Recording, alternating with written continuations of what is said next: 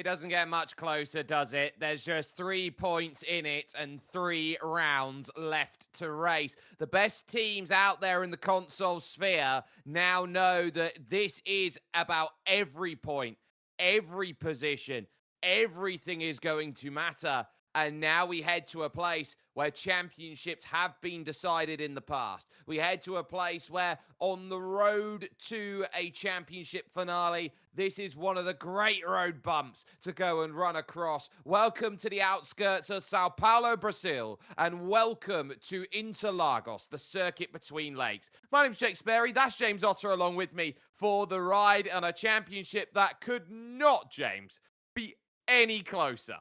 Yeah, it's a really, really intense season, this one, isn't it, of Ultimate Masters? And to be fair, when you going into this season, it might look like that one. The field out there in the esports sphere is so tightly compacted that really it becomes an unpredictable venture at one of the most unpredictable circuits on the calendar. It's always unpredictable, and sometimes that's the good thing about this. It's predictably unpredictable. You look at the run-in for this championship now. Interlagos today. In a week's time, we've got the Circuit of the Americas, and then 2 weeks from today, the Lusail Circuit in Qatar to end the championship season outright here in the Velocity Ultimate Masters in collaboration with Hyundai, Intercomp, Monster Energy, Brand Garage, Level Academy, and the Specialist. It's quite safe to say that there isn't really another circuit like Interlagos on the calendar left. No, not really. Texas will offer a completely different challenge, of course, going, speaking of the undercut and making sure that you get your strategy right, whereas Qatar is very much the qualifying track. You've got to make sure you qualify well. It's the driver circuit. So Brazil is the last real ample opportunity to go for that last ditch dive bomb and take the points that you need in order to become a champion.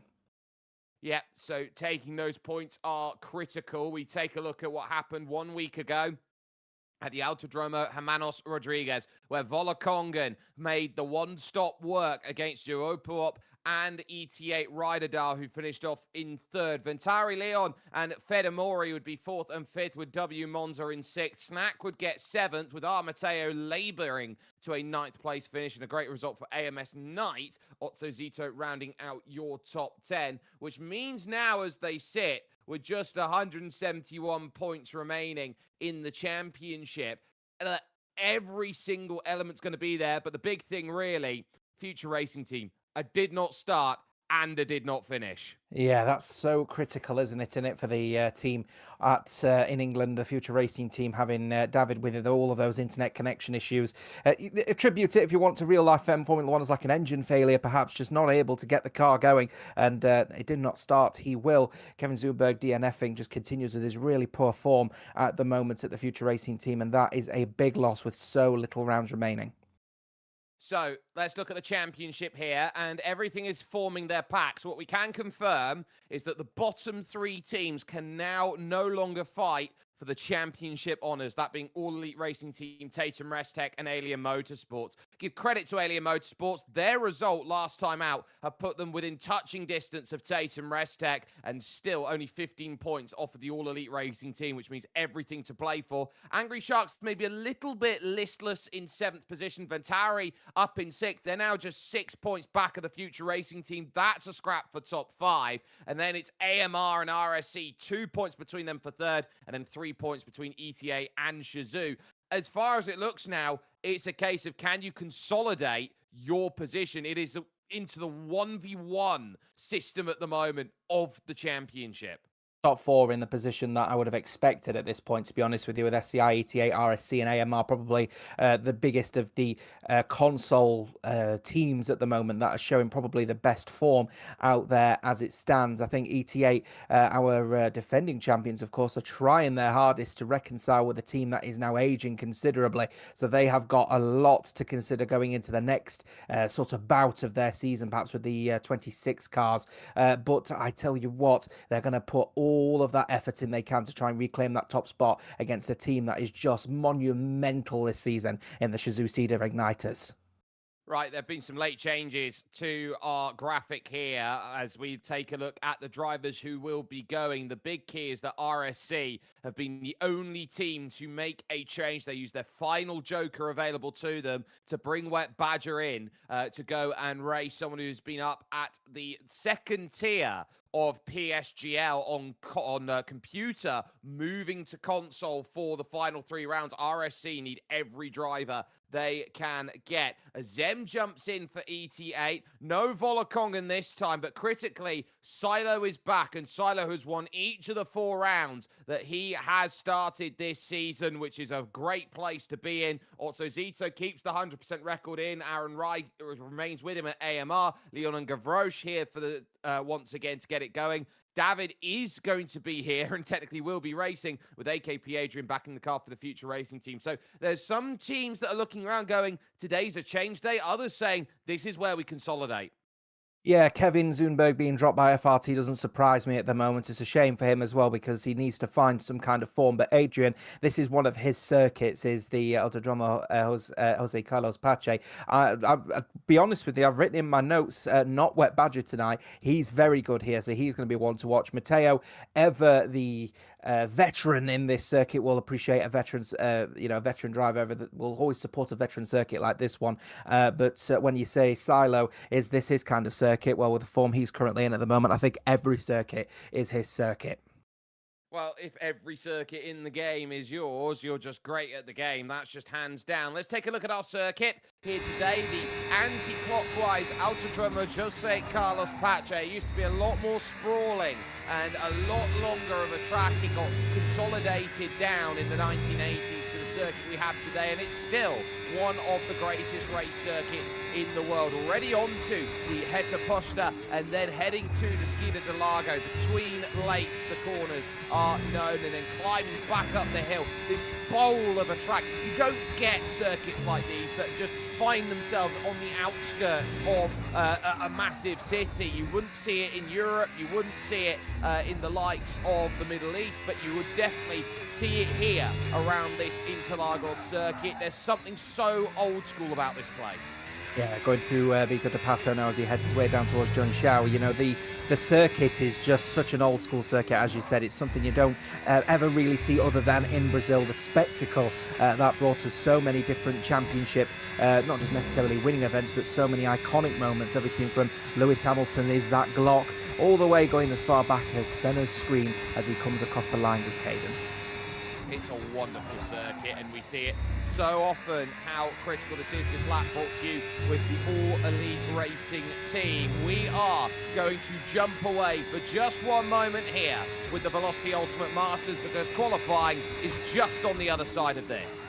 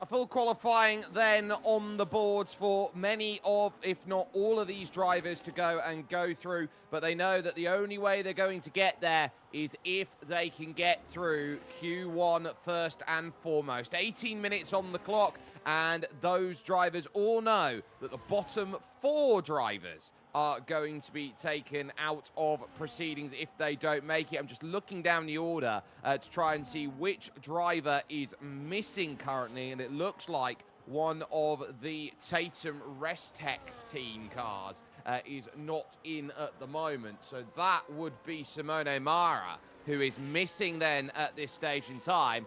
And for a team which is on the cusp of losing money on this championship, that's the last thing that they want, to see one of their drivers not here. Zane's 6th, we watch with Pavlos, who goes 8th.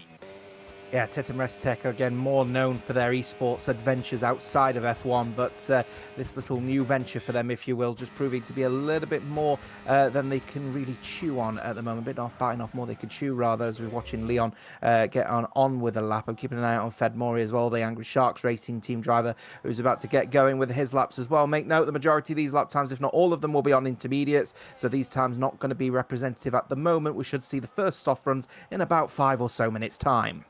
And if you're wondering why these drivers are going out on a dry track on an intermediate tyre, I think what we're looking at, what we've seen so far this season, James, is drivers want rubber on the circuit, but they don't want to sacrifice a racing tyre, so they go out on an intermediate tyre, basically put a banker lap down and realise, hey, look, if it's the worst of the worst and someone doesn't set a time, it's good, but then we can always go to that soft tyre to make sure we can get through Q1. Yeah, it's critical that they have as many tyres as they possibly can. Otherwise, they'll find themselves in the race with a little bit of a disadvantage, especially if it comes to things like safety cars, where they end up strapping on an old set of soft tyres that they've used in qualifying. So to have that new set available, it's always handy to have. As I was watching Fed Mori as he now just goes down the hill towards Jun Zhao, losing the rear ever so slightly. Again, these tyres are overheating, really hot at the moment out here, and you can see as he just gingerly puts the power down again, just the car stepping out. Yeah, he's trying to find traction, and even though he's got a chunkier tyre, he can't activate it as much in these conditions, trying to straight line as much as he can. Uphill drag to the line to 112.1, so Fedamori there is only good enough for 11th place with that effort. Snack the fastest of those then on an intermediate tyre, so that will give good news for Shizou Cedars Igniters, who are 1 and 2 at the moment in this session. We focus on Knight trying to pilot a second lap around. We would expect this to be an in-lap. We would expect this one to be certainly an in-lap at the moment, as we start to see the tyres begin to get on with it at the moment here, because I think we've got a wave of soft tyres now going on the cars here. Looks like Knight is going to be diving into the pit lane for this one as well. So answers on a postcard, folks. Should be expecting lap times a lot faster than 110.7. Should be approaching the 107s or 106s perhaps later down the line. But for now, we'll start to see the soft tyres just about getting on the cars and getting going, as I said, within the next 2 or 3 minutes. Well, that's what we'd call blink and you miss it times. And because the lap is so short around here, you are going to get a more natural lull. We've been at circuits over the course of this season, like the circuit de Spa-Francorchamps, for example. And by trade-off that we've looked at circuits like that, you don't get the downtime because it's the lap's so long, it's effectively you're adding an extra 40, 50 seconds. There isn't really much to go with.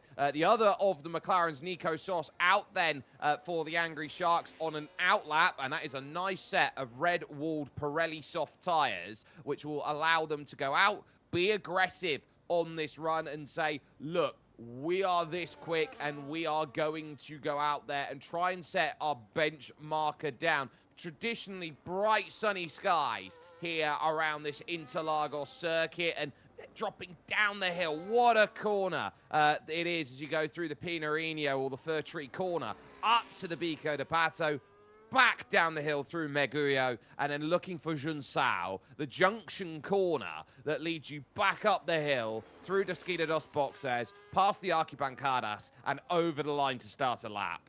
Yeah, and where infamously Kimi Räikkönen decided to take the incorrect junction at Junction Corner back in, I think it was 2012 in his Lotus, as we just follow Nico Sos as he heads his way now down towards the start-finishing line, and we'll be starting the first lap of the soft tyre runs. Make note of the shining gleam that you can see just on the outside of those tyres, an indicator that these are brand new tyres. Of course, we'll be seeing you set later down the line, so if you want a good idea of what they're going to be, just make a note of that one, as we'll have to get used to the fact that we're not going to have the red, white and yellow stripes on the tyres from what I've heard for F126. Looks like we're getting rid of those as well, so it's going to make qualifying even more interesting because we don't know what tyres people are going to be on.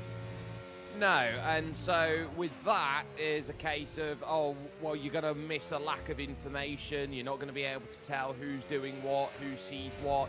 But you also, sometimes a lack of information out there adds a bit more intrigue to what you're doing. For example, back in the 90s, you had to select your tyre type before you went out and basically went. So were you going to go with a softer tyre, or were you going to go with a harder tyre? And so you'd have this talk of, oh, these drivers are on a softer tyre, these drivers are on a harder tyre. As we watch here, Nico Sos put a 107.1 down on the board to say that's the first time set.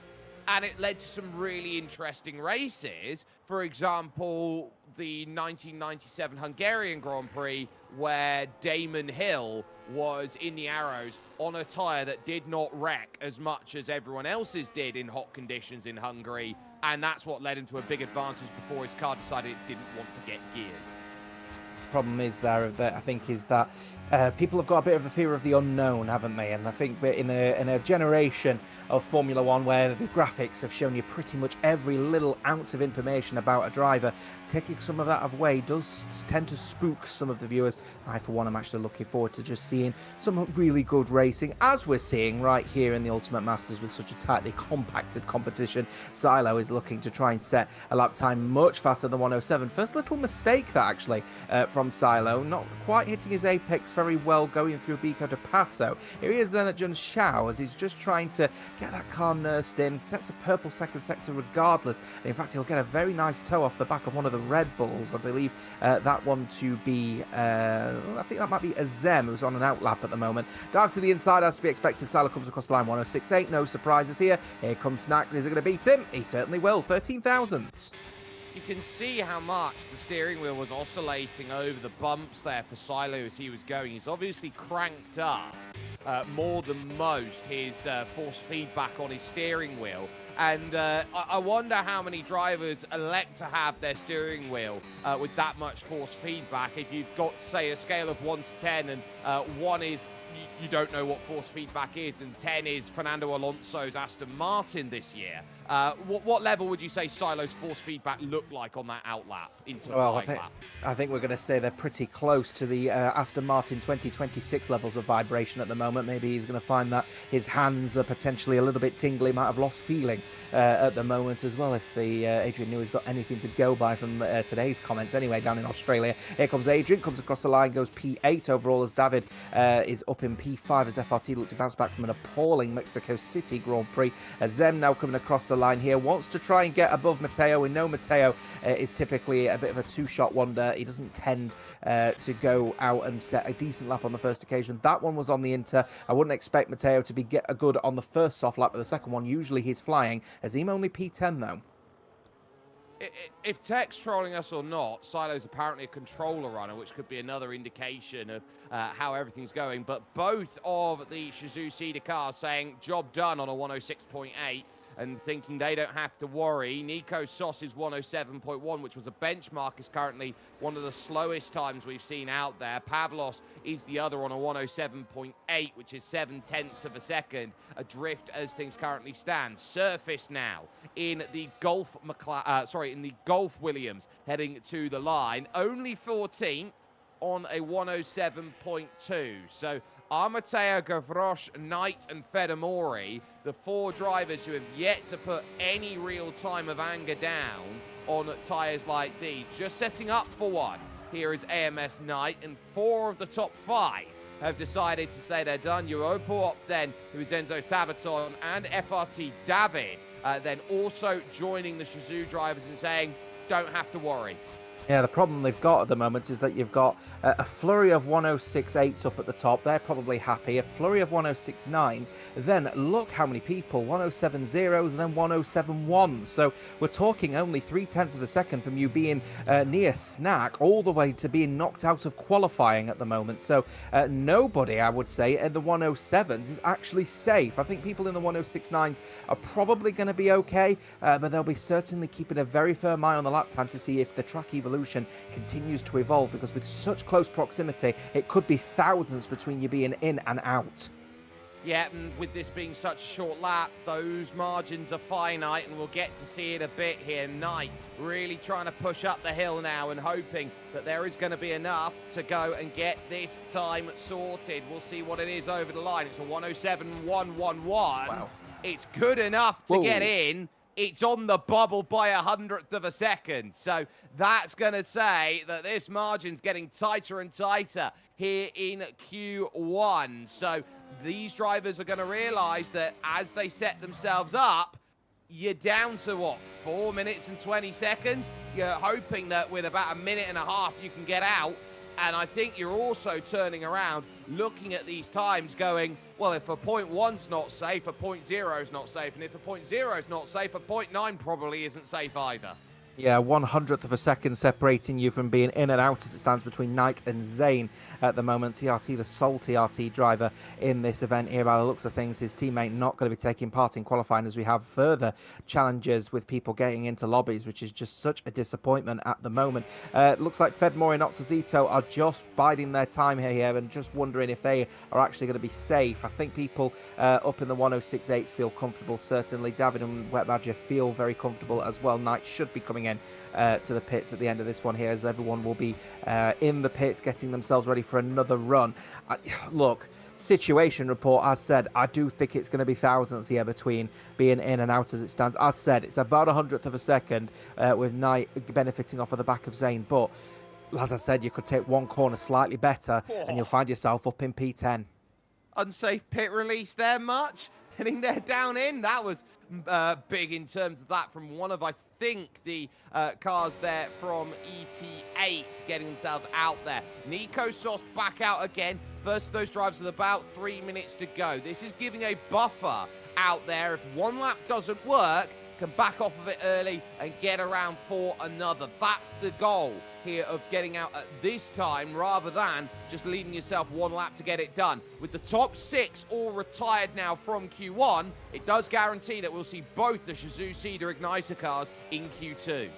One thing is for certain at the moment, the race engineers across the teams now will be telling their drivers absolutely no ego whatsoever. If you can find even a couple of thousandths of a second, might be the difference between you being in and out of qualifying. If you can find just half a tenth, you might find yourself climbing from P15 all the way up as far as potentially P10, P9. So don't worry if you can't find even a tenth of a second. If you can find half a tenth, you've got a really good shot of getting through to Q2. This is critical now as Nico Sos goes towards turn 1. And needs to hit the brakes. DRS there, bore full open, now dropping in out to the center S and into the Sunshine Corner, the Curva de Sol, onto the Heta Posta, and now looking for the drive. DRS back open once again, and then jamming on the brakes into Skida de Largo. These transferring medium speed corners, which allow the flow of the lap to transfer to the middle sector. Back up the hill again, and working through Ferradura, and over to the SA Corner, this small flick right where dives and lunges are so abundant. Yeah, he definitely didn't like turn 4. He had a couple of bites at the cherry going into that corner, didn't he? He's gone onto the grass and he's out of qualifying. And that will be that for Nico Sos. He'll be out in Q1 with the car completely demolished there. Maybe a tyre on the grass on the outside, the back switching around, and that one not playing dividends, maybe even fiddling with the brake bias might have been something that could have caused that sort of fast switch around to happen in these conditions. A rare mistake to see of a driver or of a series like this, to see a car in the barriers like that. AKP Adrian watches Ventari Leon behind, who will look to try and improve and goes fastest on a 106.7. So clearly there's plenty left in the tank for some of these drivers right now. Everybody will be on a flying lap, and we've got half a minute left to go in quali. Yeah, track evolution is clearly very potent here, so people like Fedmore and Otsuzito staying despite the fact they're on a 106.9 is not a bad call. Here comes Gavroche, VNT making it a 1-2, another set of drivers in the 106.7s. Who's next? Here comes Azim, who splits Aaron Wright and David to P7, as we've got Caden, who's looking like he's on the outside of the circuit, but his teammate, TIR Paulos, can only go 107.6. Yeah, that's not quick from Pavlos, and I think he's there just to make the numbers today. Otso Zito is not going to get around then as the checkered flag comes out here with just these laps to go. Just over the line was Zane, ready to get this final lap sorted. Surface won't be able to go any quicker, so it's up to Pavlos, who I think is not going to be able to get it. So it's Zane versus Knight, and Knight couldn't improve. There, he was half a hundredth shy of his fastest lap. So this legitimately, for everyone now, if they're looking around, it's can Pavlos find time? No, I don't think he can, because he would have burnt the battery. And can Zane find a way out? Everyone else here, I think, has got the luxury now of backing off their lap because they know they're going to be safe. Adrian heads to pit lane. Caden right now will effectively be safe in this position, but he'll want to try and confirm it more with this lap, climbing up the hill once more, looking to get to the highest section of the circuit, and dives into pit lane. So it's just you, Zane, just you. The lap currently looks like it's half a hundredth shy. Heads to the line, it's faster, it's enough. It's a 107.0, and it will knock Knight, and that puts both the Alien Motorsports cars out in Q1. Nico Sos will join, so too will Pavlos, and then, of course, the non-starter in qualifying of Simone Mara. My, oh my, that got a little bit easier for drivers than they maybe would have thought so about 5 minutes earlier. Yeah, Ventari managed to find more grip on circuit versus everyone else, actually. So very unusual sort of end to that qualifying. But in the end, as we said there, Jake, it's only 0.004 of a second separating you being in and being out in Q1. Fine margins and fine margins only for AMS Knight, who are on board with at the moment, making his way then with a checkered flag seen for him, and everyone else just looking to find the finish of this session as ETA Azem officially calls it done in session, and Fedamori, who will be the sole Angry Shark into Q2 after the crash that Nico Sos had. So a few shocks there in that Q1, but ultimately it's the teams that we did expect to be down there and having to scrap. So Nico Sos in the barriers, Surface and Knight, so both of the Alien Motorsports cars in trouble, and TIR Pavlos then out of the session. 5 more to deduct in Q2, which is coming up next.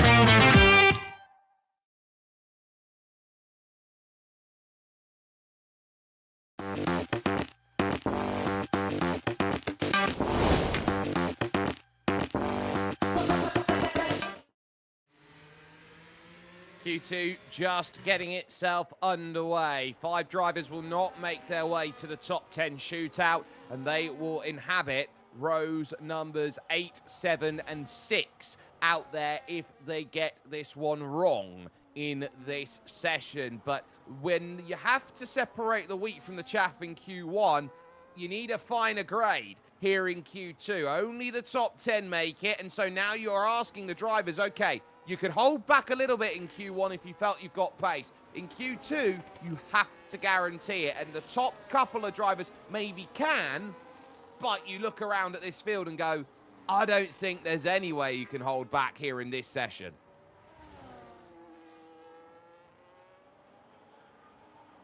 So, as they look to set up here, we're on board with David for the moment, who is looking to get this lap time all ready and on the board. We will see how this is going to sit here. James going through the Curva de Sol.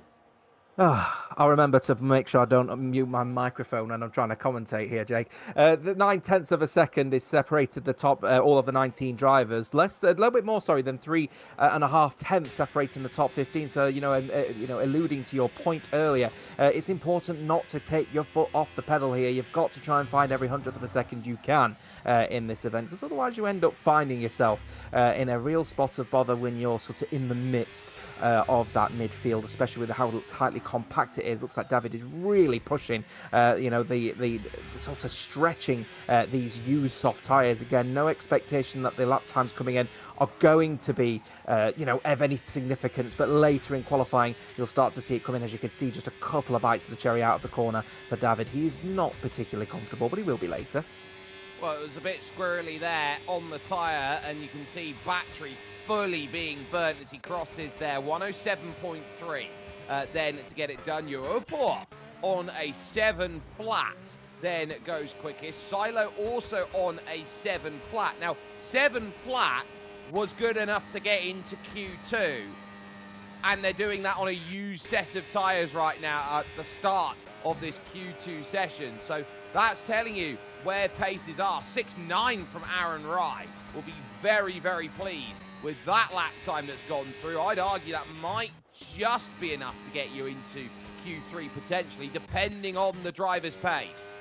Yeah, 107.69. Nice lap from Adrian on that occasion as well to put him up into P4. Again, this is one of his sort of stronger circuits, so I'm expecting him, Oppo and Snack to be up there as well. Silo not particularly comfortable with a P5, but again, remember these are used tyres, so expectations of the lap time should get better. Good laps actually from Aaron and Snack to be in the 106s on a used set of tyres. Decent effort indeed. Matteo 107.4 and losing the rear on his in lap at the moment. Really not comfortable on a used set here. Makes me think if he's now thinking about his strategy already for the race, definitely not going to be touching a soft tyre if they are burning out like this very quickly. Well, I look around at qualifying tyre and how important a qualifying tyre always is, James, and I'm looking around at ETA, and over the course of the last 3 rounds, they have consistently burnt tyre more than the rivals they've been dealing with. It has left them shy every time they've made it to Q3. Yeah, the thing is for me is ETA have got obviously some serious veteran performance in their lineup here. I'm thinking Matteo's been with the team since it basically started, and you've got the likes, of Azim, you've got Sergio in there as well, who have all got so much experience on this platform. So you'd think that they'd be able to provide that information back to the team and start changing certain philosophies in order to try and capitalize where other people might be missing out. So yeah, it's a bit of a surprise for me at the moment that ETA aren't, learning from these errors, especially with the veteran force that is in their team. Now, just getting word that Silo potentially has an ear infection today. So if anything out there, if this is going to be 5 from 5, this might be a Michael Jordan flu game.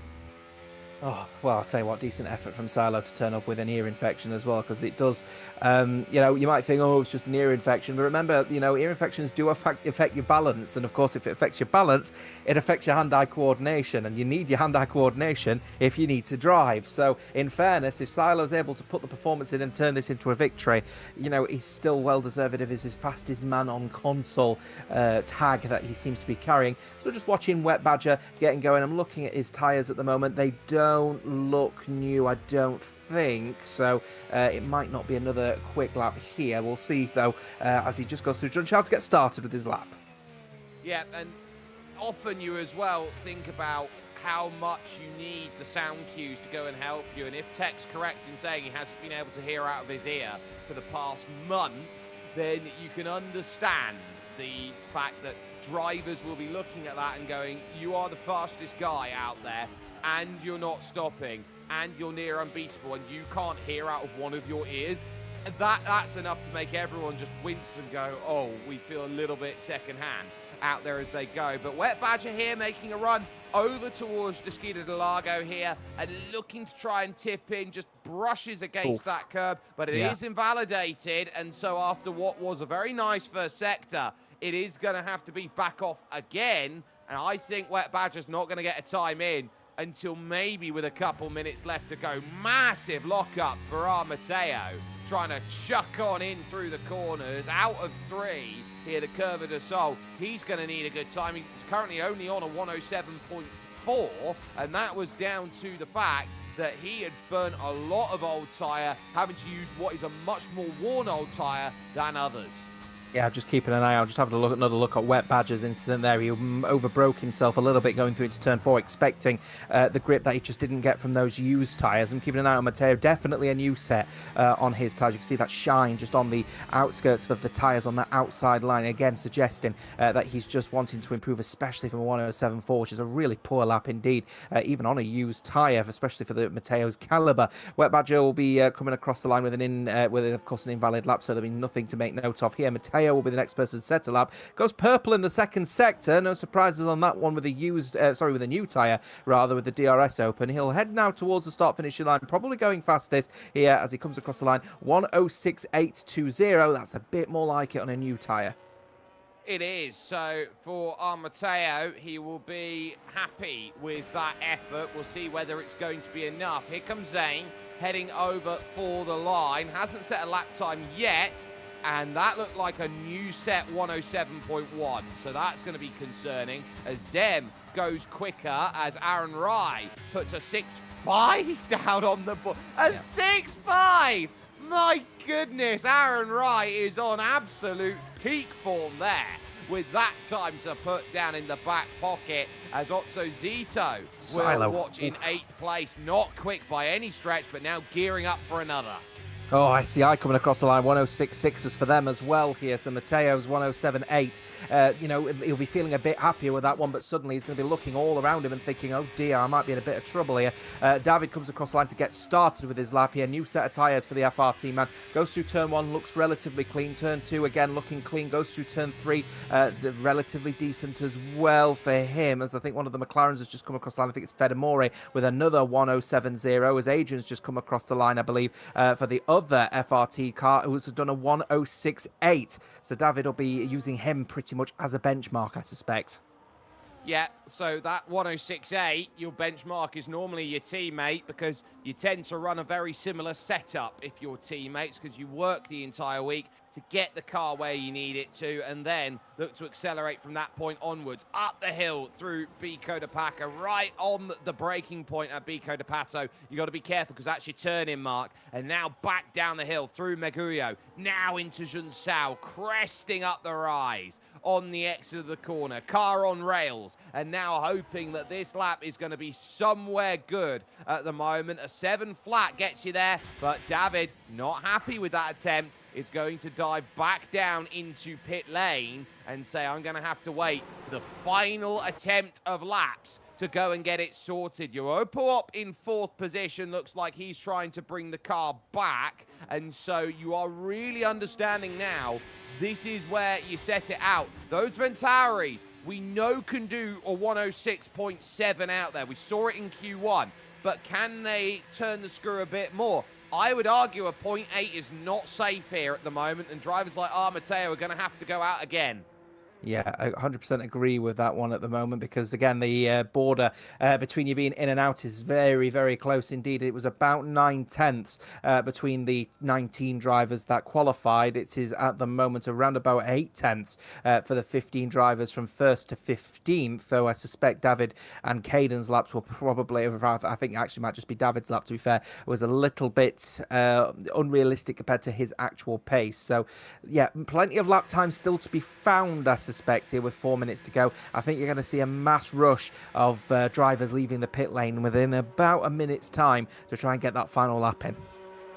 So let's assess who's in the drop at the moment. It is both Gavroche and Leon from Ventari, who are the team 6th in the championship and just 6 points off the back of the Future Racing team. You've then got out David from the Future Racing team, Caden from All Elite Racing team, and then Tatum Restec Zane there for Tatum Restec. So those 5, you would say, you'd expect Zane and Caden to be struggling to get into Q3. There is always an odd driver out as they go through. They'll be looking around at Ventari and going, well, if 2 of us are going to get in, who's going to be on the outside? Fedamori's on the bubble. I think there's going to be one driver from one team that's going to be very shocked when they realise they are not inside that top 10. Yeah, I think there's a real risk here that we could be seeing a top-end midfielder, a top-end team potentially being knocked out here. If they make that one slight mistake and lose half a tenth, you might find yourself tumbling down the order from P2, P3 downwards to potentially 7th, 8th, 9th and 10th. And that will put you at risk if other people start picking up the pace. Gavroche and Leon are out of position. David is almost certainly out of position as well. So I'm also going to keep a very firm eye on Otsozito here as well, because he is not looking particularly quick here tonight. And I think if he can't get his act together, he might be at risk as well. Well, Otsozito has run every race in the calendar this season. That's 8 straight races in 9 weeks. That is a tough commitment for any driver in a championship like this, and you will have off weeks if you have to drive a full season as a driver. So I wouldn't be surprised to see Otsozito out of Q2 if the fatigue factor of just doing this week after week after week is starting to take its toll, where you don't get the rest days or the rest weeks where you don't have to worry so much. Now here is Wet Badger looking to set a time that will give him some buffer. He's currently on a 10.5's worth of buffer at the moment. That's not enough for a driver of his caliber. He has got to go for it here. I think he's immediately backed the lap off because that time was just not going to work through turns 1 and 2. Better to back it off early than late. Yeah, Badger finding that he didn't have too much confidence maybe going through turns 1 and 2, and is elected early on to try and preserve his tyres to just bail out of that one. As said, though, if you do get to around about turn 4 5, you've just got to commit to it. Every 100th of a second is certainly going to count. Every 1,000th of a in Q1 is going to count. So keep an eye on this one. Lap time will be coming in from Gavroche. Should be a lot better than the 1:07.0 that he set last time. Just got through the right-hander, gets a bit of understeer, but the car does eventually turn in. Not put too much pressure on the racing Bullman as he heads towards Jun Xiao, and he's found at least nearly 3/10 in the second sector alone. And those 3/10 would be enough for a 0.7 out there at this stage. In the bright pink, Racing Bull will now make the cross for the line to give that security. Goes 5th, a 106.736 there. What does his teammate Leon do? He jumps up just the same, a 6.8 though, and that's 6th place. Suddenly, Zane gets up into 10th position. Otsozito on the outside by 9 thousandths, now on the outside by 3 thousandths of a second, and they won't get another lap in at full battery. That much you can say. David gearing up on a second attempt. Caden crossing the line, remains 13th and won't go up. Badger on the bubble, because you look around and see Fedamori's gone 6th on a 106.8. This is the danger zone. Yeah, I had a feeling Otsozito was potentially at risk here, and that lap was poor for his standard. Checkered flag now out as we see Azim come across the line, and he's out of qualifying as well for ET8. Wow, so ET8 couldn't ill afford that in their title picture. Now the issue of the second driver turns around again. It's the first time we've seen him this season. Armateo's limping around because he's out of fuel, but now Badger, this is going to be to get you safe, buddy, because David's going to want to be there. And it might be a case of David might need to knock his teammate out if he's not careful. Badger runs to the line, 6-7 on the dot. What a meme to go into 4th position. But now David on a 107.3, Zane knows he's got to try and do something out there to get this one done, but he's retired the car. But David, can he knock his teammate out? Yes, he can. He knocks his own teammate out. Oh my goodness gracious. And on the bubble is Armateo. He holds himself steady, but AKP Adrian is out with Azem and Otso Zito. Zane and Caden are 12th and 14th. That is a pivotal miss in qualifying at this stage of the season for ETA. Oh dear, oh dear. We're starting to see the form crumble a little bit now, I suspect, with the man currently in P10 and, of course, Azim down in P15 is a really poor effort. Zazito, I thought he was under a lot of pressure. He's now out of qualifying as well in this one, as it looks like the gap in the end was about 68 thousandths of a second. I think I count that as between 12th and 11th place in that one, actually. So what's the gap between 10th and 11th? Oh, wow, it's not even that close. It's closer to 15,000 thousandths of a second. Incredible. But incredible as the teams in. You got both from Shazoo, both from RSC, both from Ventauri. And then you turn around, you see one Ferrari, so one for AMR, one for the Angry Sharks, one for Future Racing Team, and one for ETA, as Q3 will happen shortly.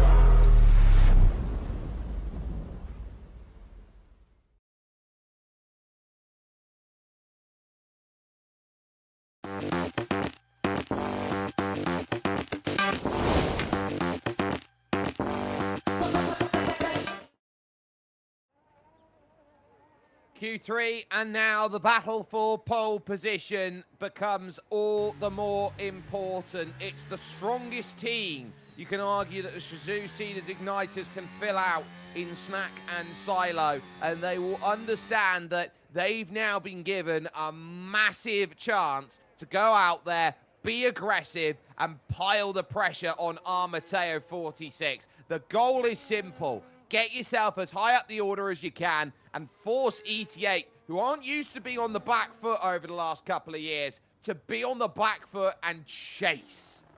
Well, I'll give further credit, if I'm perfectly candid, to the likes of SCI here, because Silo and Snack have shown probably the most consistency out of the team at the top of the standings at the moment.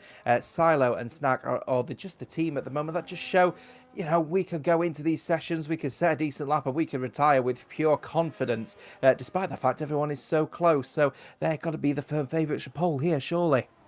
I look around at Aaron Rye. I think he's been lightning fast, and he's going to be a threat out there. Straight back to pits for Gavroche. So obviously didn't like something about that setup, and just gets a little sighter out there before the final stages of qualifying hit. So over to Ventari Leon, the teammate then of Gavroche, and this will be set up for a flying lap. All the way to the right-hand side, try and take the path of least resistance in towards turn number 1, dragging that inside tyre like anything out there and trying to work hard and not necessarily moving out off the exit of the Curva de Sol too much. Such is the level of grip that they've got to take the middle of the road out of turn 3. Now out of Desquita de Lago at turn 5 and back up the hill again. It's just about how much speed can you carry, and if you're really looking at it, how far to the nth degree can you take each and every apex? That's what we're seeing out of Leon here. Yes, that's the thing with Leon at the moment. He's been able to try and find that consistent run towards the end of the qualifying, but similarly, Gavroche has done the same thing. So Ventauri's strategy here has been very much about just get the sighters in, just get a bit more of a conservative approach in that is relatively quick, and then put all the pressure on that final lap, knowing you've set a semi-decent lap at least before it. So, you know, Ventauri might have not been the quickest, but certainly their strategy has been working very well, and that's the reason why both of them have managed to make it through to Q3, 107.1 to start off with. It's decent, but I think that's an old set of tyres there for Leon. We saw a 106.5 in Q2. So that's what sets up where Badger then crosses 106.8, which I don't think is the greatest time out there in the world at the moment for this. David is now going to see what his first lap time is going to be as he crosses about now, goes through Arquibancadas and goes for a 106.8 of his own. I think there's time on the board. Europoop invalidating the lap. Here goes Silo to the line, 6.6. Yeah, not bad at all. If that's a U set of tyres from Silo, immediately shows what Shazoo Cedar Igniters have got. Fedmori's on an outlap, so nothing to be shown here, but Snack and Aaron Rai coming across the line with a 106.4. We did say that this man might be one to keep an eye on. Otsozito's not there, but Aaron certainly is.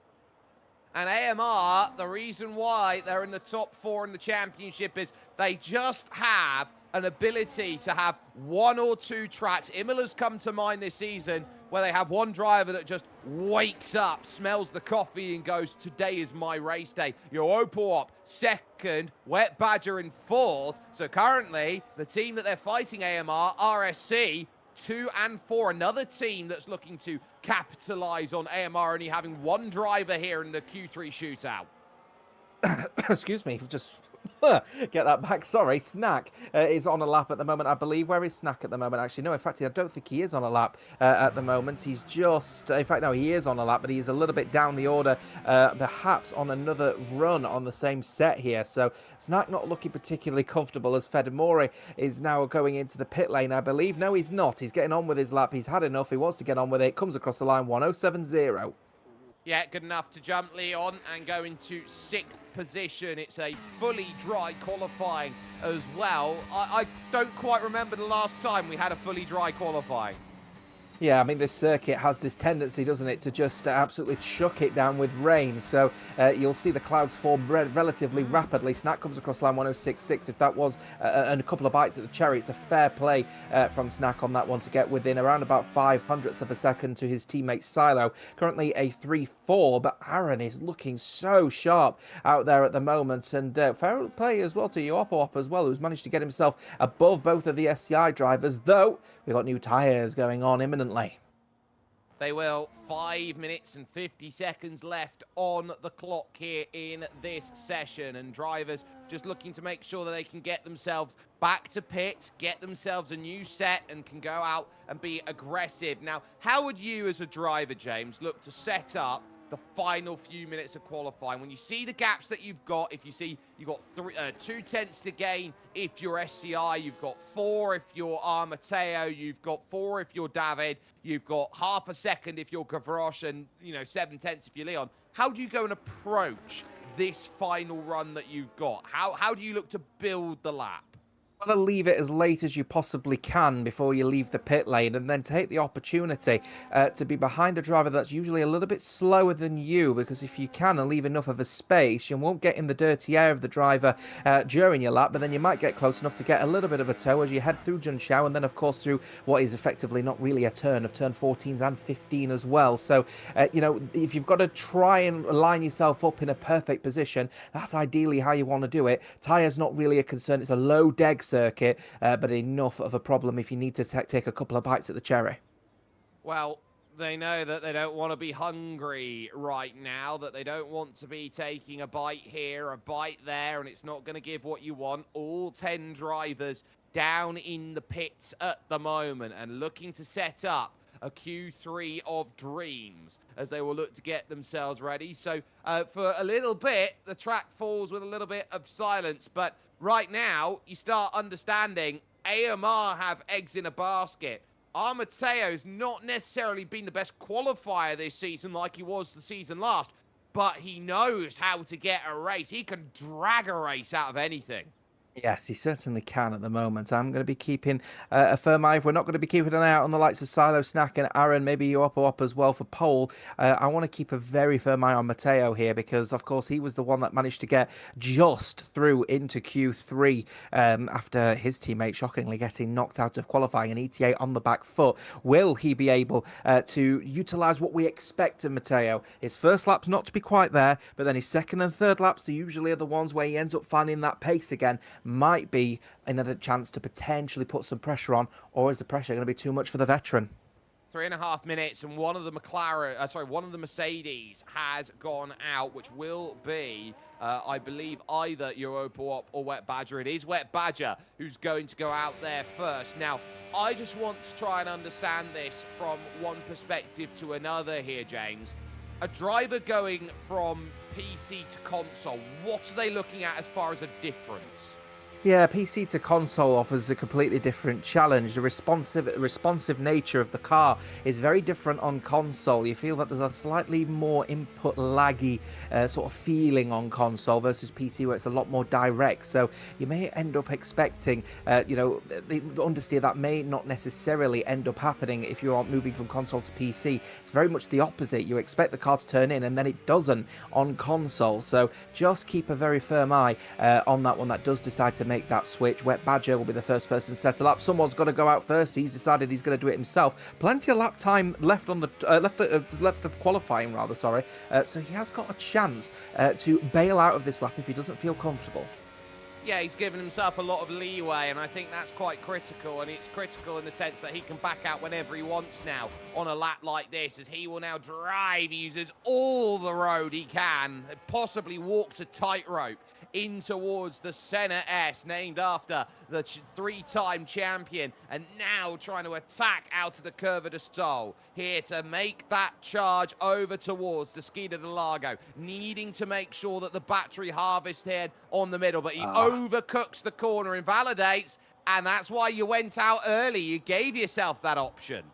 Yeah, I think he probably had a little bit of a knowledge inside his own head that he might end up making that mistake at turn 4. I've seen a couple of laps throughout Q1, actually, where he needed a couple of bites of the cherry at turn 4, so that's probably why he's given himself that little bit of extra time. Snack, though, no challenge for him at the moment, as he's now up at the top as he heads down Penarinho. He'll be wanting to try his hardest if he can now. Gets out of the way, does the Mercedes, as he just doesn't want to wash out wide here. It's actually pin precise from Snack. A little bit of wiggle out of the corner, not too aggressive as he heads through into John Shao. Don't worry about that debris that kicks up. That's a glitch as he now heads his way down towards the start finishing line. He's a 10th and a half up on his lap previous. This will be good enough for the front row as it currently stands. How good's this run to the line? He'll now look to try and trim anything he can. It's a 106.496, so he's still behind Aaron Rye. Now, what about Silo? Because he's just magic! 106.3! He really pipes up for Aaron Rye's challenge. Europa 6.4 is going to be enough to just move out Snack by a couple thousand. There goes Gavroche to 5th, also on a 106.4. 4,000 splits, 3rd to 5th. Mateo to the line, then stays 7th for the moment. David now needing to find time here as he claws up. That's 6th on a 106.5, but now Fedamori needing to find something. This will be gearing up for a fly. He's about 11 seconds off the pace here with 10 seconds to go. This is his last attempt. Checker is about to come out in Q3. Wet Badger is going to be the first one to see the line here.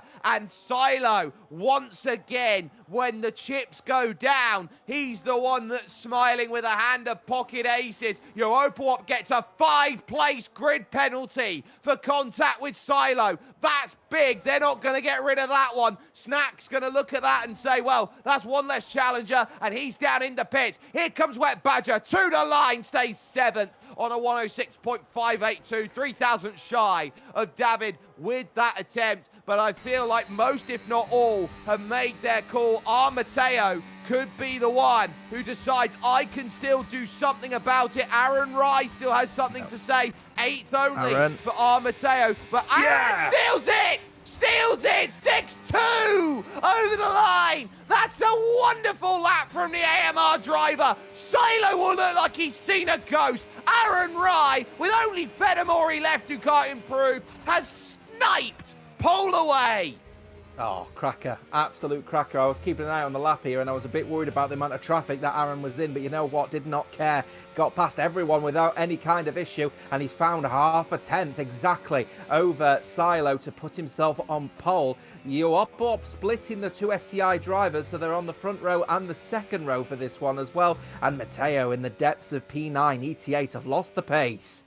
You got to remember, though, Europawop's got a 5-place grid penalty. He will have to start from P8 out there overall in this grid. So there is the confirmation as Aaron Rye will steal the pole away from Silo. Gavroche in 5th, David 6th, Wet Badger 7th, and it's Ventari Leon 8th. Mateo only 9th for ET8, and Fedamori rounding out your top 10. We'll be back in a few moments' time to read through your grid and get ready for racing action here for 50% distance around Brazil.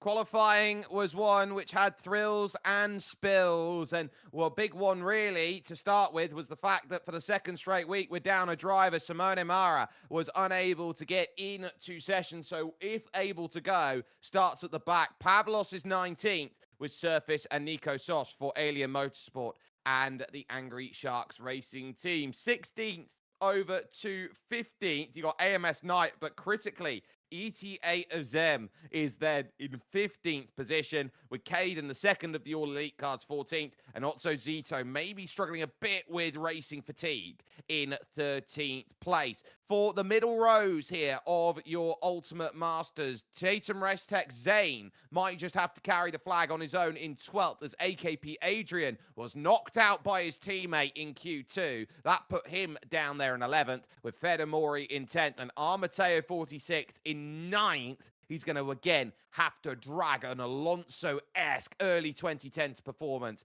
out of his Red Bull. Then over through 8 and 5, where you got both of the RSC cars. Europoo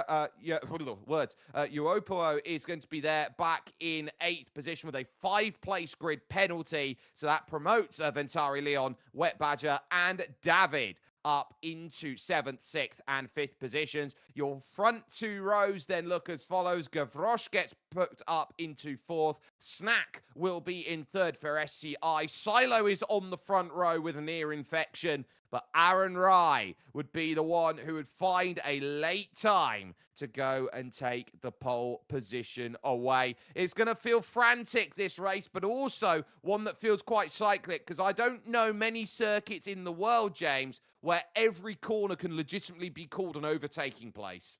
Yeah, potentially, because that's the thing. This circuit always brings a little bit of madness, doesn't it? And a lot of unpredictability. One thing that wasn't predicted was the fact that SCI didn't manage to get pole. Aaron really sort of ramped the car home to get a really good pole position for AMR. 4th place in the standings, looking to try and close down the gap. They're looking pretty strong here tonight, but SCI 2-3, without ET8 really struggling out here at the back, the front fielders are looking even further towards the front. They are, but this is where ETA have to turn around and look at themselves in the mirror. They are going to need a lot of luck today to get things sorted. Something like a safety car, which we've hardly seen all season, is what they need in order to get a result like they need today. And 9th and 15th, for a team of that caliber, this late on in the season, does not do a job. That's an E-. Yeah, the problem with them at the moment is that they've obviously got the pressure as well of being the defending world champions. And the fact is, their squad is aging. They're not able to capitalize on practice sessions and really earn those tenths of a second from practicing, because they've got to go to work. They've got to do what they do in their real life. And because they've not grown the team with the younger talent that can learn from the veterans, they're under pressure. 5 lights then at Interlagos, and lights out and away we are off with. So now you get the sense that the front two rows have the best launch. They get sorted on the brakes. Aaron Rye is going to have no worries at all as he makes the start. Yellow out then to get this sorted, as Pavlos then down at the back of the pack remains there. But it's a nice, good start as they now all look to try and charge in towards the Ski de Lago. Here at turn 4, Europa up already up into 7th. Leon there really trying to fight hard then as he gets by David, which puts both the Ventaris 4th and 5th. What a great start for them. Yeah, really good start from Ventari in this one, up to 4th and 5th place respectively, with Silo and Snack still in 2 and 3. Aaron leading this pack then, as well as you obviously just reeling from the mistake that saw him get a 5-place grid penalty. So he's got plenty of opportunities to learn as he goes for the dive on David. He wants that position back that he feels was unfairly taken from him. Side by side going down the hill towards Jun Xiao, but surely this is going to be taken. Is David going to fight it? He certainly is going to fight it as he loses the rear, and they collide once again, and in the end it looks like David's going to hold on, but they're losing time whilst they fight. Yes, and this first lap's critical because on lap 2 the drag reduction system opens up and they'll get that extra little bit of horsepower to work with. Not many changes up and down the order. Leon and Europop, the biggest ones, as now he gets through on David for position, still scrapping side by side. Long way around the outside of the Curva de Sol, leads to the long way around the outside of the Skida de Largo here as they will challenge on the brakes. David a little bit later on it, and Pavlos out of the session now as he will have to try and reconnect and get back in, but it will be effectively a DNF then for Pavlos, and so that will be one car lost then this early on into the race. I wonder whether that was with a front wing that was knocked off of the kick Sauber there, so that's going to be troublesome. Armateo happy to stay in ninth, but you've got to stay within a second. The middle sector the most pivotal. Yeah, got all the makings of a rage quit, that one, I think, unfortunately for Paulos, because he didn't just retire, he then also quit the game immediately. So something has happened to Paulos as the AER team man now has decided to leave the session, as Caden will be out on his own now down in P17. Well, at least right now, you're seeing the differences that are needed. Medium tyres on the front 7 drivers. First of the hard runners is Wet Badger. Armateo also in the mix. Little search there from Otso Zito to try and get by Tate and Restek Zane. That would have been for 12th position, but couldn't quite manage it. AKP Adrian there, and Europop outside of a second now to Ventari Leon. Front 5 at risk of getting away. Yes, this is the thing now, isn't it? The front 5 starting to find their little mojo because of the battle that was happening between David and Europop. He'll now use more of his overtake in the middle sector to try and catch up and get back in the DRS as quickly as he can, because if he can't, he'll find that the front 5 with DRS will be able to pull further and further away and create 2 DRS trains from P1 to 5 and 6 downwards. Yep, and this is a case of Aaron Rye holding his station. Silo is in second position. He does have that ear infection. He's had it for about a month. It's not an excuse. It's a reality check that's what he's racing with at the moment, and he is trying to do his level best to keep drivers in check. And this is where you sit down and say, do you have a teammate to help you? Yes, I've got Snack behind me. Gavroche has Leon. And so when you sit and you look at these drivers, first, second, third, fourth, and fifth, Aaron Rye has to find a way to counter 2 drivers who could have a slightly different strategy, an undercut, for example. That's what's really tough for Aaron in this situation. He's isolated. Important lap this from Europop as well. Now he needs to stay within that 1 second barrier against the likes of Leon. You can see there he is, and he is using a lot of his overtake to try and stay within the barrier. Now he's lost the 1 second again, but there's no DRS now all the way through the rest of this lap until you get to the end of Jun Xiao. So just keep an eye on that lap. It's an critical lap for him and RSC. Yeah, so with this is the difference between I'm there or I'm not. David will have the ability to attack you around these straights, and they come pretty frequently with the DRS. The run up the hill towards turn number 1, the Senna S, and then along the Heta Posta over towards the Skida de Largo. So you really get the sense that if you're going to lose it, you need it, and it just fractions off. I think he's just missed out. He has, and so as he hits the mark, that wing's not open suddenly. David is looking aggressive by comparison. Silo getting closer, but he's not going to get close enough to get anything done. Aaron Rye just with enough of a gap, able to use the dirty air there through the Curva de Sol, and it will cover the run off here in towards turn number 4 at the Skida de Largo again. The worst situation for Europop now as David tries to go for the overtake into turn 4. Gap 1.3 as a result of the DRS zones going on to this 5th lap. Again, another critical lap here for Europop. He needs to get back in that 1 second barrier if he wants any chance of potentially challenging for the race victory. Otherwise, he might have to just settle with a P6. Albeit, though, we've got plenty of drivers behind on within DRS that are on hard tyres on the inverse strategy, so keep an eye out on them as well. Yeah, so strategy is going to be critical here today. Lap 5 at 36. It looks like it could be mediums and hards only that's going to get themselves over and sorted. It's how long you can go on that hard tyre and how far you can stay in the group. Now, Europop, give him some credit here, has found his way back to within a second. So, obviously, Leon's dangled a little bit and now will have the ability to get through. But for the lead, Silo wasn't going to wait around too long now. He creates a lovely AMR sandwich on Shazoo bread. Yes, this is the thing now, isn't it? Will Silo now be able to defend from Aaron, who's, of course, now got a fresher tyre versus everyone else, not been in the wake of anyone. He looks like he's going to go for it and take that lead straight back out of the hands, out of the fastest man on console. Side by side through turn 4, they continue, but the Ferrari man, no issue whatsoever, gets the move done on Silo, now up to P1. Gavroche and Leon still holding on to P5, by the way, while they're brewing, of course, and they're fighting in front. They're being held back slightly, which has allowed Oppo to get close back up to the field. Again, just outside of the 1 second barrier, but he will be touching DRS again. Yeah, it's teetering around 0.8 to a second, so I guess you're going to have to ask the lucky 8 ball and hope it doesn't say try again later. But for the moment, Aaron Rai will be happy with the fact that he's got the lead, but it's going to be intensive up at the front of this field. You know how strong the DRS is around Brazil. You can gain so much time along these runs. You've got to be very alert to that fact as they go through onto lap 7 here of 36, and at the moment everybody's in the same train, so that's going to give a lot of positivity to those who are out there on the hard tyre, knowing that it can be aggressive with the medium when they decide to go and switch to it. So I think that's going to be really critical, those drivers who have gone alternate, and both of the ET8 drivers, for example, are drivers who have gone alternate on board with Gavroche on the back of Snack. Got all the makings of being a bit of a slow burner, this one, but I'm looking here at the likes of Gavroche, who's not going to go for the move on Snack, not here. It's not going to be a benefit if he gets the overtake done here. He could look for it at this particular corner, though. He wants to go for the late breaker, but again, elected just to hold station, knowing that they've got plenty of electrical energy to manage this race pace here. What a situation for Yoopawop, though. He's managed to stay within the DRS territory as a result of Aaron and Silo getting into their little battle, which has caused a very small but very effective concertina effect, which has allowed Yoopawop to get back in the DRS of the front 5, albeit that gap of around about 0.8 of a second is not very healthy when he's got a lack of electrical energy.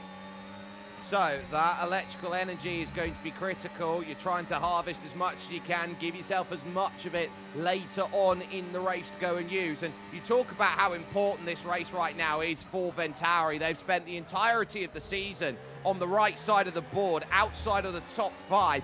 This right now, with them 4th and 5th, if they can hold on to a 4th and 5th right now, would leapfrog them ahead of the future racing team, and it would put them on a bare minimum of €150.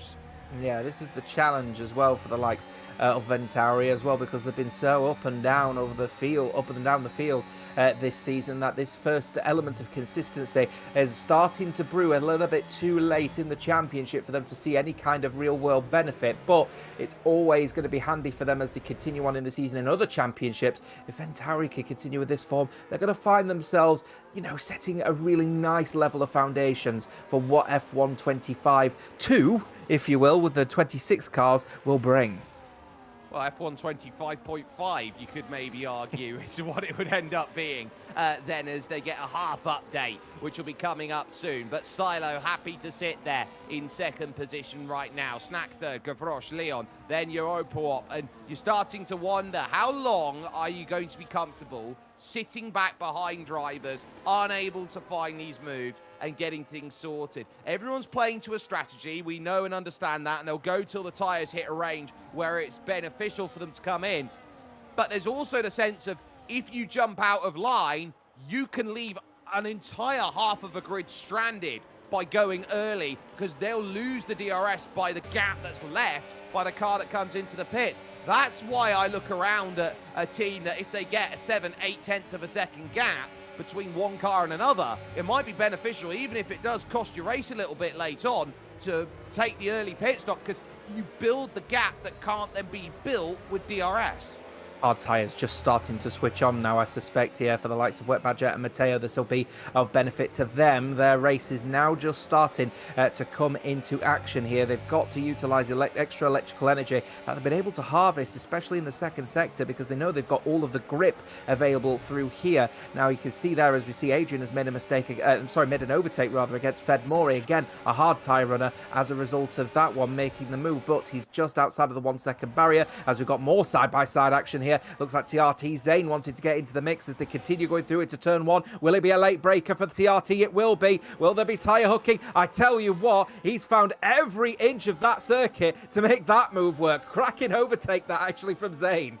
That's a wonderful pass, and he has bonded that one together and said, shoulder that overtake on. No chance for Otto Zito. There's the slide through the middle of the corner, though, for Fedamori. His tyres being bottled up, looks shot. Mateo getting the move done on Wet Badger at Ferradura. Oh my, trying to go the long way around Ferradura to get the inside at the Pinarino. That is next gen from Mateo, rolling back the numbers to get that one done. And now he's going to be Mr. Aggressive against David.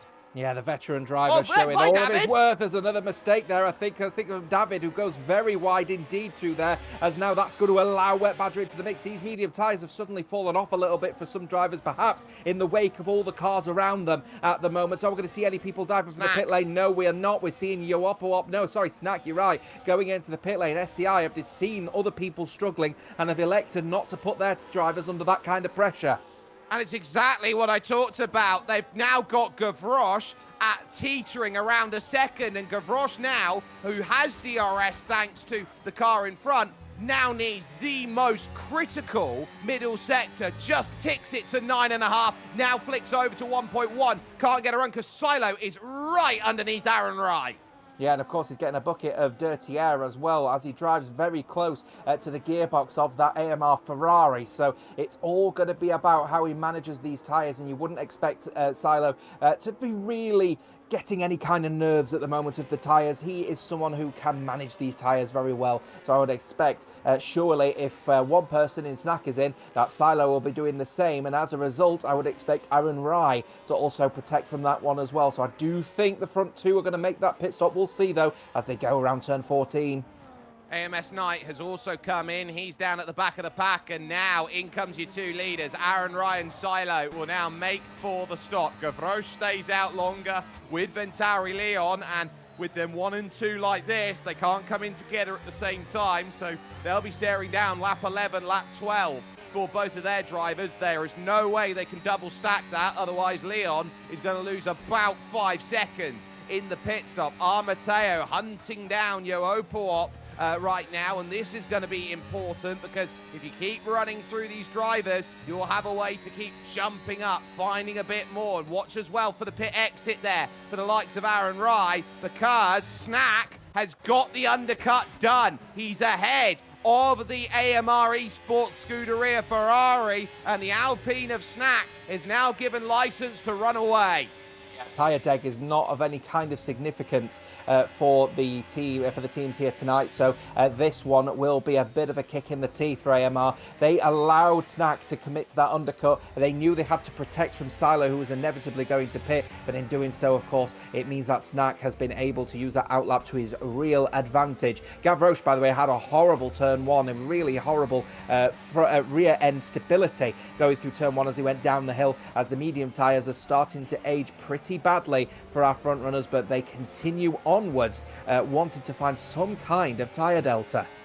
Well, 5 drivers are still out there on the set of mediums they started with, which is Gavroche, Leon, Yoopawop, David, who's in 7th, and Surface, who is in 11th. Everyone else is on hards. Aaron Wright through on Snack, and so has made the pass that has got him back into net lead position with that move. So a critical pass, but the DRS will come straight back here, and Snack's going to try and attack back to try and get that move. Lifts off of it, says not worth my time right now at this stage of the race. You don't want to be unnecessarily defending because you will have unnecessary tyre wear. And I think that's critical. You can't move around the circuit forever and a day.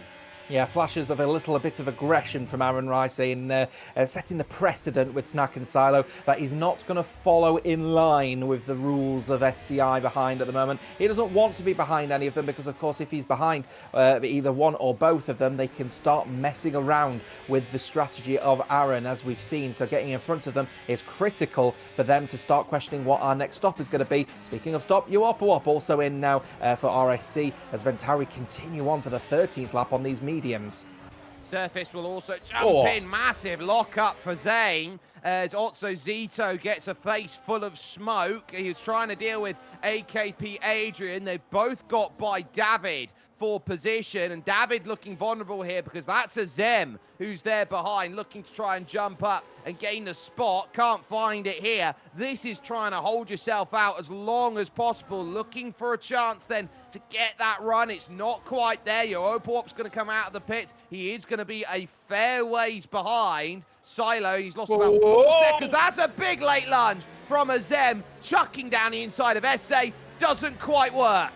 Yeah, no, that's very uncharacteristic of a Zem. That's a really poor move. This could be a punt to pass here as he goes for the move again, going at the top of the hill as he now heads down, gets the move done on David on these old medium tyres for David, hard tyres for Azim that he started on. He's definitely got the more grip, but I think FRT will be knocking on the door of the stewards from Azim's very late lunge, as it looks like to me Gavroche is finally coming in, and Mateo's had enough of waiting.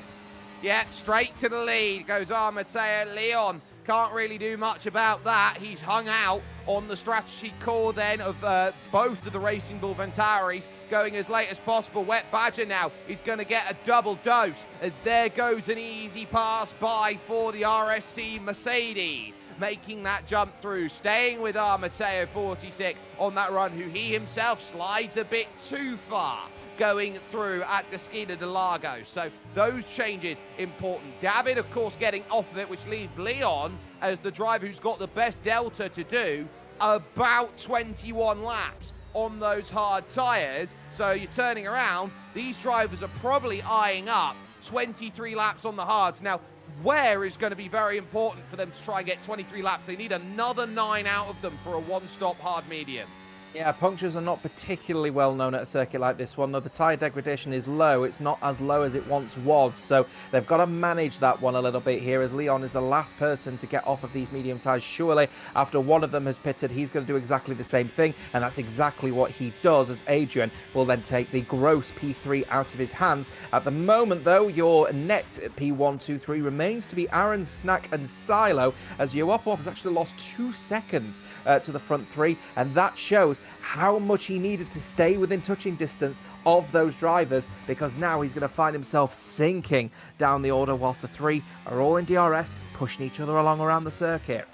Well, Yoopop's got Gavroche behind him for a bit of help, and Leon has come out of the pit and has joined then in that effort. So they're now trying to hunt down, but Leon will come out behind Fedamori and will be with Knight. So that's going to be a good night sentence there as they go. Nico Sos then 7th position. They will be looking to make the moves late. They pay the price early, get a little bit of time in front in the middle and try and work through. They've still got 5.5 seconds before Aaron Rai catches them up on what is 11 lap fresher hard tyres. So for the moment, they're fine. Nico Sos here just trying to stay with the group in front. And that's critical for the Angry Sharks, who have been a little listless in 7th position in the championship.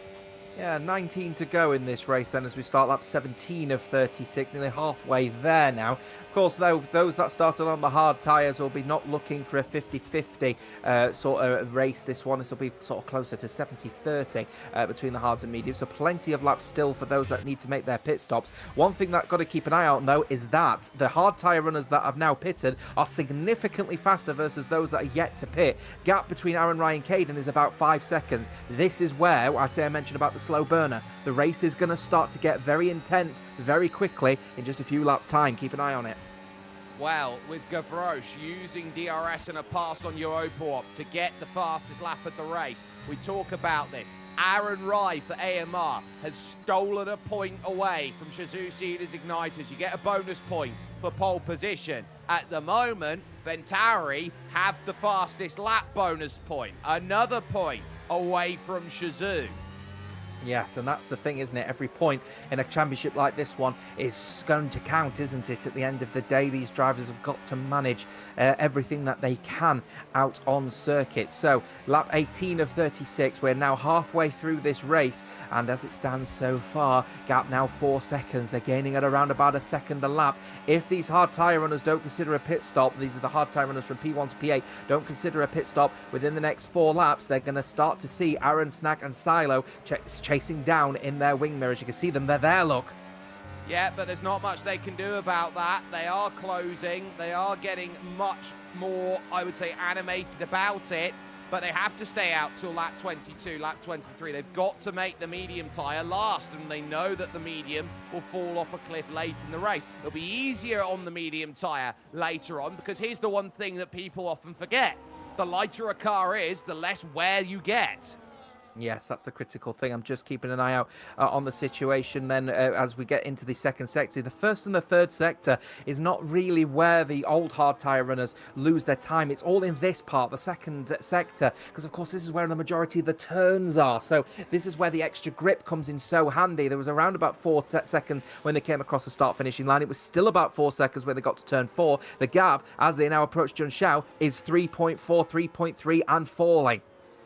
Is this where we start to note the fact that Silo this season, in any race he has started here in the Velocity Ultimate Masters, has been unbeaten?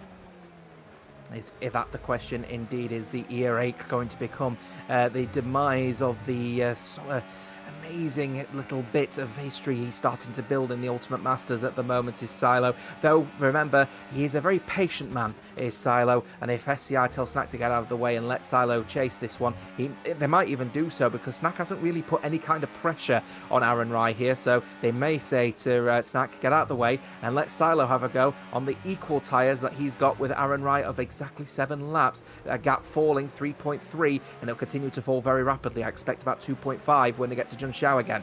Yeah, but you've got to find an opportunity to do that, and right now isn't that. I think they need to catch Caden to get to that opportunity, and if they catch him in the wrong place, say for example just beginning the middle sector, I think you can coordinate a move like that. I don't think you have that luxury with just how high the pace is at the moment on these hard tyres to go and do that at this stage, and the longer that they leave it, the tougher that it's going to be right now for everyone to go and navigate. There is Caden, and there is Aaron Rai. We take a look behind, he's not under threat, but Caden is just lollygagging here with Nico Sos and Azem. He wants to be at that second, and he's only just in it.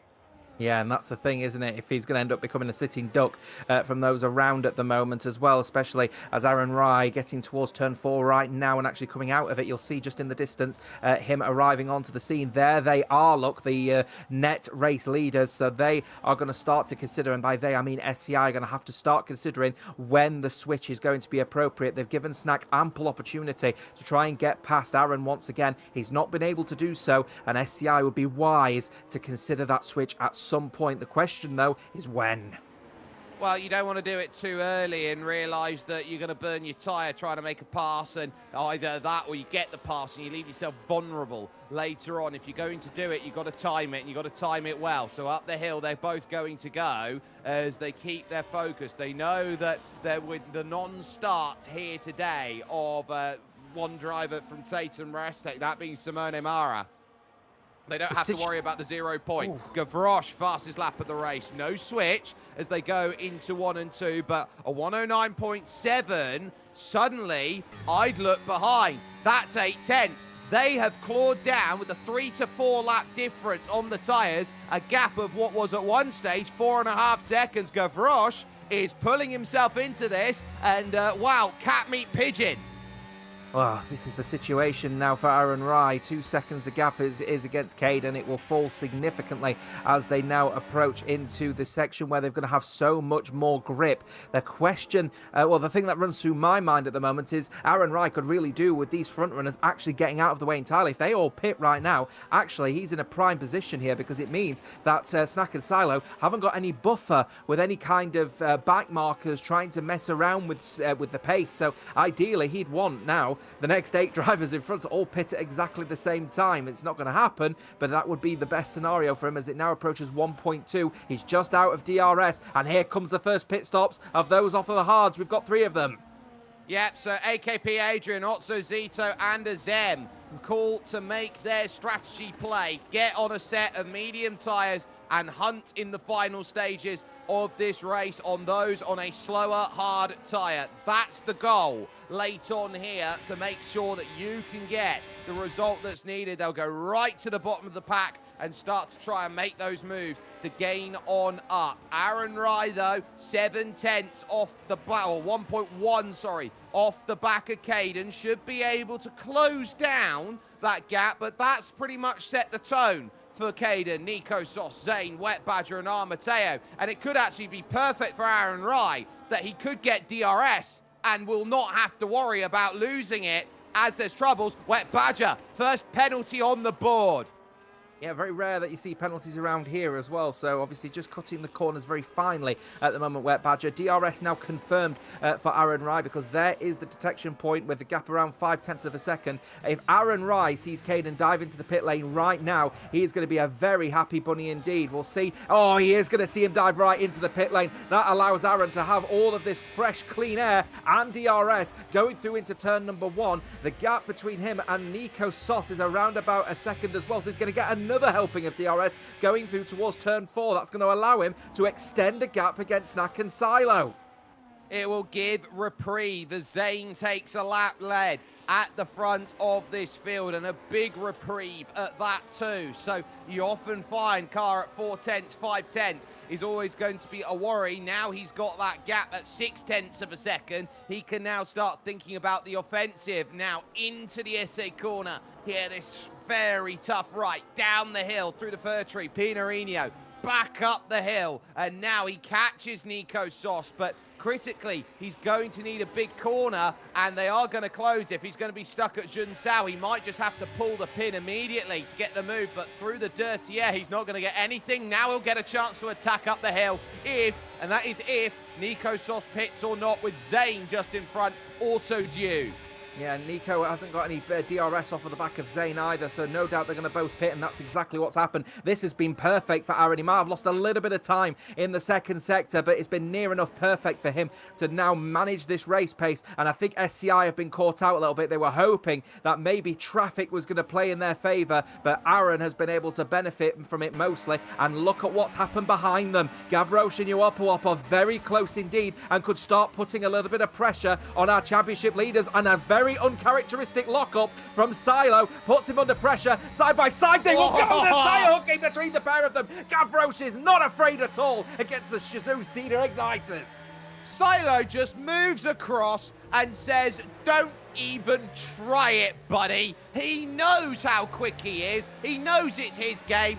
Elbow out like he's a rugby player in the Six Nations, saying no chance. Lunge then comes in from Uopuop, and now that sets up then these two fighting amongst themselves. Trying to have a look at Jun Sao isn't the bravest or wisest decision in the world, but suddenly this race has ignited. And lest we forget as well, Armateo will be trying to hunt down every place he can on those medium tyres. He's already got through on surface, and now he's eyeing up David here with DRS. I'm keeping an eye up on Uopuop at the moment as well, because he's been extremely uncharacteristic at this point in the race here, as Mateo gets the fastest lap of the race, immediately beaten by Badger, Adrian, and then Azim on these medium tyres. I don't know why Uopuop decided to go for that move on Gavroche, as it looks like Mateo's going to get the move on Knight, no issue whatsoever. Gavroche will be absolutely fuming with Uopuop going for the dive there, because they need to work with each other if they want to try and beat SCI. Going for the dive bomb there only costs them time, and if anything, Uopuop has paid the price himself. He's already now 0.8 behind Gavroche. It might only be a four-way fight as a result. It very much could be, and that's going to be scary. They've got Leon at 1.1, who is dangling off the back of that group. Uopuop could fall back into that if he's not careful. Now Fedamori under threat. Long way around from Armateo. He'll get a better run off the exit here, and has the inside for Meguyo. Good pass. What a pass there by Armateo. He knows he's got tyre life. He's got to get by drivers, and he knows he's only 4 seconds off the back of this. Go burn the candle at both ends, boy. 7.5 seconds, I think, separating Mateo from Aaron Rai. Just putting that out there. Possible. 10 laps to go.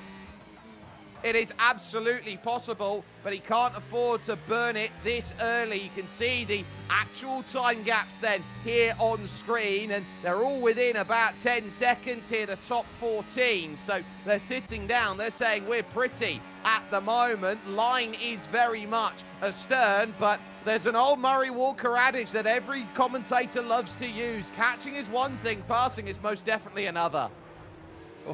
Oh, this is where it started to get very interesting, folks. We've got a very quick veteran in P7. Gap 6 seconds as they go through the second sector. You'll see that time is tumbling down and down it will go. Wet Badger also closing down the gap with those time penalties. Otsazito downwards have not been able to make any inroads. It looks like Mateo is the sole king of Brazil at the moment out there with now a 5.5 second gap. He's found 2 seconds on the leaders in just one lap. He's flying out there, and I think SCI and AMR, as well as Ventauri for that matter, are going to be scratching now and everything with nerves, wondering what is this veteran ET8 driver going to do? And critically, with a Zem holding the fastest lap bonus point, that's an extra point in the pocket. They'll drop a lot of points with where a Zem is at the moment in 15th. But if Silo's getting busy, if he gets penalties for the way that he's going out there and he's trying to push drivers, that's going to be big. Badger getting through on Knight will now eye up Fedamori for a place. He's trying to drag himself into this one and give himself 3 seconds of leeway to work with 2. So that's setting itself up. Meanwhile, you still have that threat for Aaron Rai, who has been left to do the donkey work at the front of the field. And how will he go? Now look at that guy. It's 2 seconds.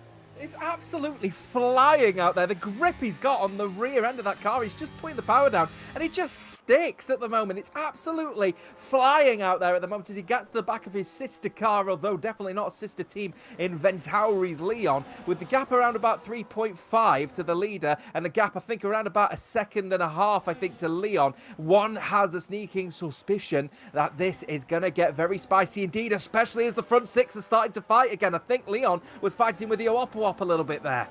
Yeah, wanted to get through, get up. Big lock up from Wet Badger into the center S. And so he gets himself through. Not really too much worry about it. Now he's got to drive away. How many times do we say it, though, James? You can never count ETA out of a race. Here comes the likes of Otsazito from a mile back on David.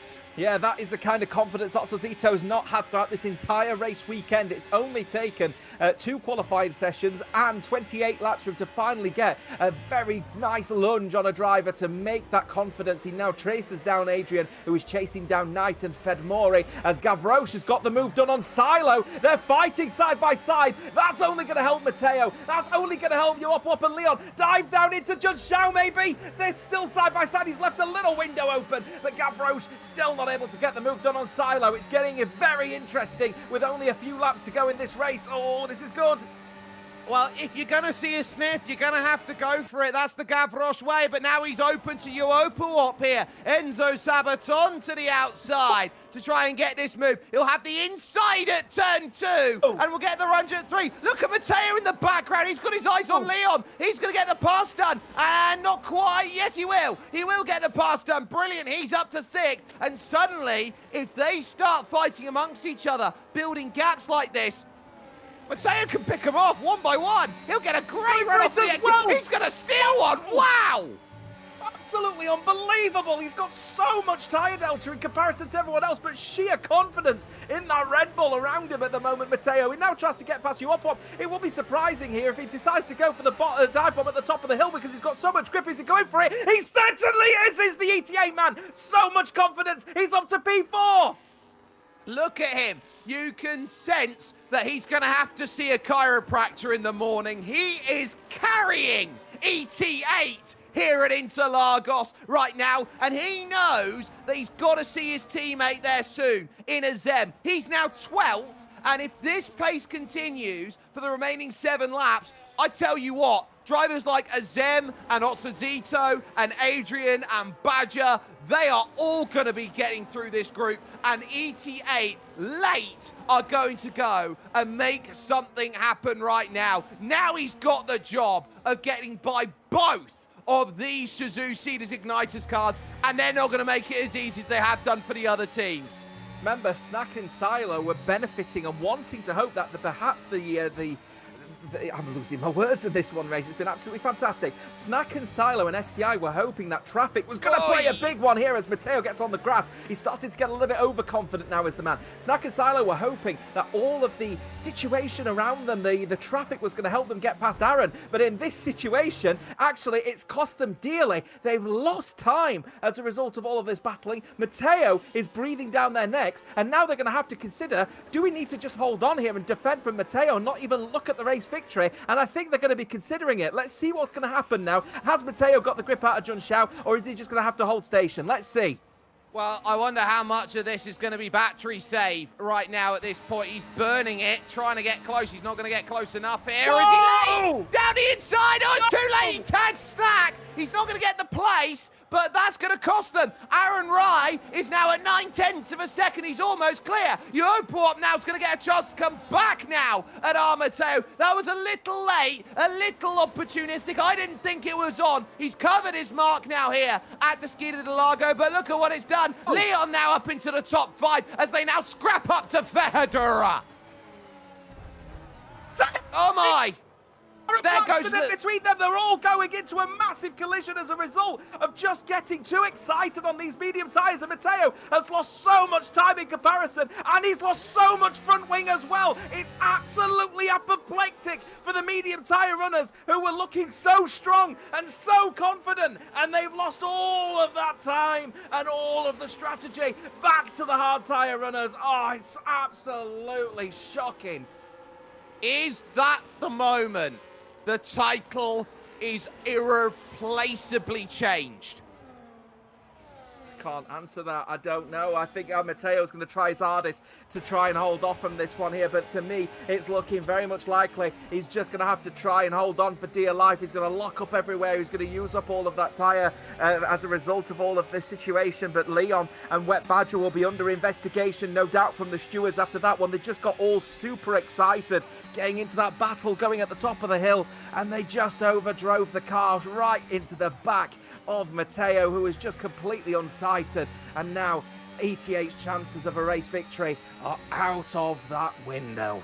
So now Azem's got the job. He's just got to get as many places, as many points as he can here. He's stuck behind Fedamori in 11th place, and he'll now know that his teammate is literally having to scrap tooth and claw for everything. That's Leon straight back through. So he's going to be there in 7th position, and you're now starting to wonder, well, okay, if that's going to be the place that we sit down, Aaron Rai leads by 0.6 of a second. There are 4 laps to go over the line. Badger's now on the back. Badger's got 3 seconds worth of penalty, so they could effectively let Badger get through the group and just hold on for those 3 seconds if they wanted to. I'm going to put a little bit of a sighter here. It always looks like this move is going to be done and dusted with Leon and Matteo trying to defend it. But look, missing an end plate and missing a good chunk of the front wing as well of the flaps. So he's just going to understeer so badly, especially on right-hand turns, which is where you lose all your time if you get that damage as you go up the hill as well. He's trying to defend it from Adrian here as they continue side by side. And look at the understeer he's going to get as Adrian is just going to sweep down his inside. And the FRT man now up to P8 in this one as Otzozito will try and close down for P9 to try and maximise the points haul from the midfield at the moment for the Ferrari man, as Aaron Rai will be trying to take the race victory. I'm also putting a very slight bet here on Yoopawop because he has been very precarious, a bit naughty on occasion here. If he sees an opportunity to go for that dive on Silo, he's going to do it, you know. He will. This is where it's going to get critical. 3 laps to go, a group of 6 together at the front. And now, can you settle on with anything you possibly can at this stage? Matteo out the top 10 now. Azem will have to take the role of chasing down these points that they go, but there is no change up from the front 6 at this moment in time. Badger stuck on the back and he can't really make anything of it. There goes Adrian down the inside of Leon. That's going to move him up to 7th. Remember, he's got penalty to play with as well. Yeah, I'm just keeping a firm eye as well on re-watching actually the incident involving Matteo to see what happened. And yeah, it's just simply put, everyone on a hard tyre around him was just so much slower around the corner, and it caught Matteo napping completely. It is such an uncharacteristic and very immature error. Oh, there again, you can see it. That's exactly what happened to Matteo. The people in front are going so much slower than those on the mediums, and it's catching people out. And unfortunately for Matteo, he paid the price. Wet Badger just got away with it there. Closing speed is everything. Caden loses it. Oh, and a massive lock-up. Trying to go down the inside of the Bico de Pato there. He was crossed over. Trying to keep that pointing in the right direction was Wet Badger. Able to do so. But now running out of time. Victory's looking out of sight here where they've got 2 laps to go when they next cross. And I argue right now at 0.8 of a second here that SCI don't want to even, I would say, challenge Aaron Rai right now. They've got what they want, which is 2 cars ahead of ETA. I mean, they'll be counting their lucky stars that they're even still in this position, if we're honest with you, because the hard to medium strategy was clearly the better strategy to be on for here tonight. But people just couldn't capitalise on it because of mistakes. People didn't realise the closing speed of those on the old hard tyres is going to be significantly slower, even when your mediums are significantly aged. Matteo, now down in P11, losing buckets of time out of the DRS of his teammate. Fedamori is going to make easy pickings of him imminently, as we're just keeping an eye out on that little battle at the moment for P7. They're just going to have to capitalise that this is going to be the maximum they're going to be able to achieve here. Leon will be hoping that these 19-lap-old hard tyres will keep in front of Otsazito and Azem at the moment to try and get P7, maybe even P6 out of the hands of Badger and Adrian if he can stay within the 3-second barrier of the P6 man.